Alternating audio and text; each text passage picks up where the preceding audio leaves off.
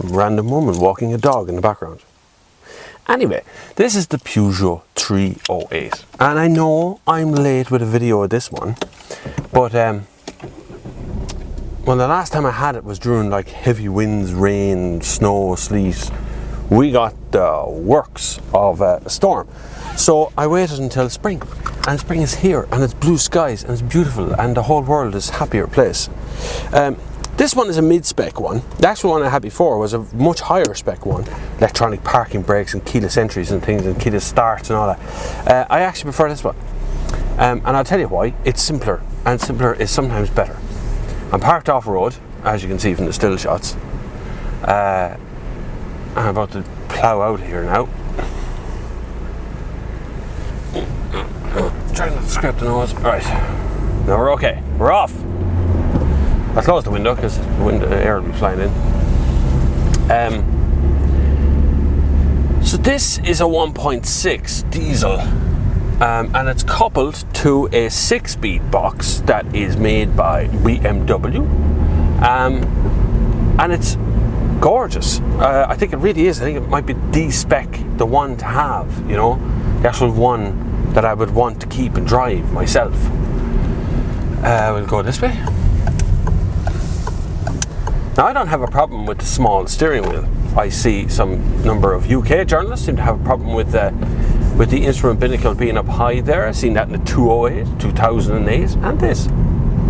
And it's fine. It's fine. I think it's fine. It works. I can keep my eyes on the road while only glancing down to see my speed. There's a big speedo there in the middle as well, but you know, it's a digital version of the speedo, so you can't really miss it, in fairness. The only thing I find a bit curious is that there's a small bend in, it's meant to be there because it's in the temperature gauge as well, it's in the fuel gauge on that side, and well, that makes me think I have a hell of a lot less fuel than I actually have. I keep looking down and going, God, I've only 3/4 of a tank left, but it's not true. I don't. I have more than that, a good bit more. You kind of have to look at it that way to see whether it's really telling you the truth or not. So I don't have a problem with any of this. I can see this perfectly. My seating position is just as normal. I'm pretty much where I normally would be in a car.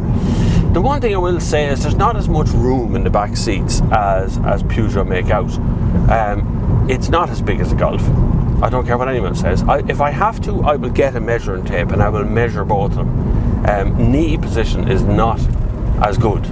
It's not as roomy back there as you would be led to believe.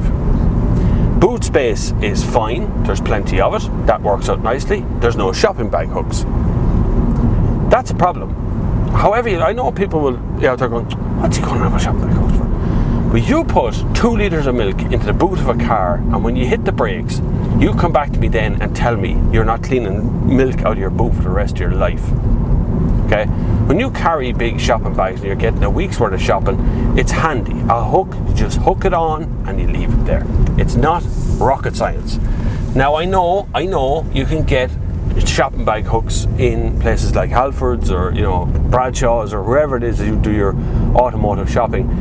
But, well, I didn't buy a, you know, near as makes no difference, 25 grand car to go out and buy a €2 shopping bag hook. So, glossing over that point for a minute, because I won't harp on about shopping bag hooks anymore. The touchscreen. The touchscreen has been an element of debate. I have debated with my motoring journalist colleagues. I have debated with Peugeot, with Citroën actually as well, because they use the same one. It's a problem. It's a problem, and the problem's not going away from me. I've had the car long enough. I've actually had a couple of Citroëns with the same touchscreen. I've had the Peugeot with the touchscreen. I've had the touchscreen. I'm used to the touchscreen, and it still doesn't work. What makes it not work is heating controls. The heating controls should not be on the touchscreen. They should be down here. And I know they're going for a really clean design, like an iPhone design. You know, they're going for that kind of unique one screen suits all, but it doesn't suit all, and that's the big issue. It doesn't suit everybody to have that single touchscreen on it. So down along the side is where you get into menus, right? Now, if I want to go to the radio, I press that, right? That required me to look at it twice to see where it was. I was looking to see where my finger was going or whatever, because there's no texture over the top of that. Okay, there's nothing on it to tell me what it does, but just by touch, it feels the same as the blank bit down the bottom. Now that's a problem because I can miss it. I can see it and I can miss it. Now the same applies to the touch screen. So I want to change the temperature, I press down, it goes 19 degrees. Now it requires me to look at it to make it go down to 19 degrees. Whereas 3 knobs here in the middle requires me to glance where the knob is and then I put my hand on it and I never look at it again. I can twist, I can turn, I can do everything I want, okay? The most important part of driving is looking out there. It's out there is where the action happens, okay? It's in this direction where things are going on. That's what I need to be looking at, says he looking at the camera. But nonetheless, I am undistracted by doing that, okay? Or talking to people in the side passenger seat or whatever is happening, okay? Well, look at RCZ, a live one out on the road. It's a Peugeot RCZ. I didn't stage that. That just happened. That's not like I paid someone to be here driving RCZ through the shot. Now, Peugeot, thank me later. So, that aside, the touchscreen actually works very well. Now I had another one with sat-nav in and I had the whole lot built in. That was okay, that all worked as well. The one that doesn't work is this one, is Peugeot Connect or something. Nothing happens, just Peugeot Connect apps. Probably because it's not out in Ireland yet, it's probably not available as it is. Now I actually think that the Peugeot 308 is one of the best handling cars you can buy in this segment. The chassis, the suspension system, the handling have all been set up, and I actually know the guy that tests it, that sets it up. I know him, I met him a few times now at Peugeot launches. The handling is sublime.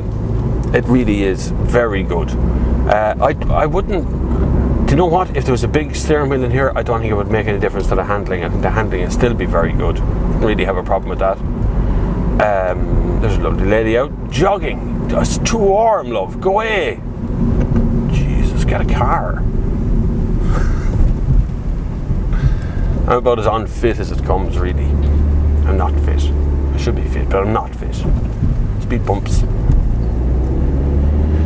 It is a beautiful day in Portlaoise, absolutely stunning out there. I've had some wonderful conversations on Twitter this morning all about cars, actually more than about cars, because it's Good Friday.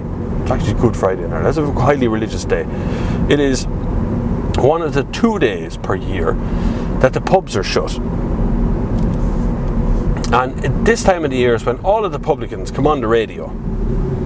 And they all go, "This is a disgrace. It's this backwards country closing a pub on Good Friday. I think it's a disgrace."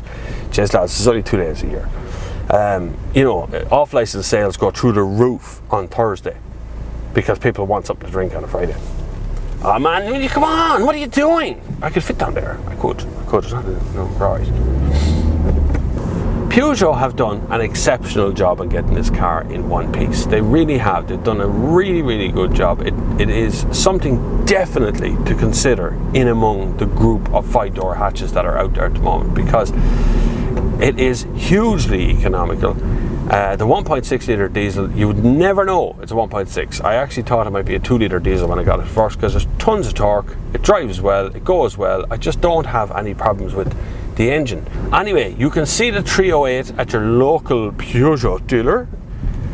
Prices starting at kind of low 20s and wander their way up to kind of mid 20s for the standard spec. I think there's 3 specs in it. The entry level version doesn't have the touchscreen. So it has the normal little knobs at the bottom. It's only from this mid-range one upwards that you get the touchscreen. They are available with sat-nav, they're available. This has cruise control as well in the mid-range one, by the way. It's there, touchscreen, cruise control, a USB port down here at the bottom, electric mirrors, electric windows all around. Look, there's enough equipment in here to keep you happy for the rest of your life, really. The rest of the cars, like that, yeah. I would like to see more of the Peugeot 308 on the road. I think it's very pretty, it's a very nice car. I love the lion claws in the back and all that sort of stuff. I like all that thing, that's all kind of nice. So get down to your local Peugeot dealer and have a look at the Peugeot 308. And until the next time, where I test a Peugeot 308 SW in France, I will see you on the far side.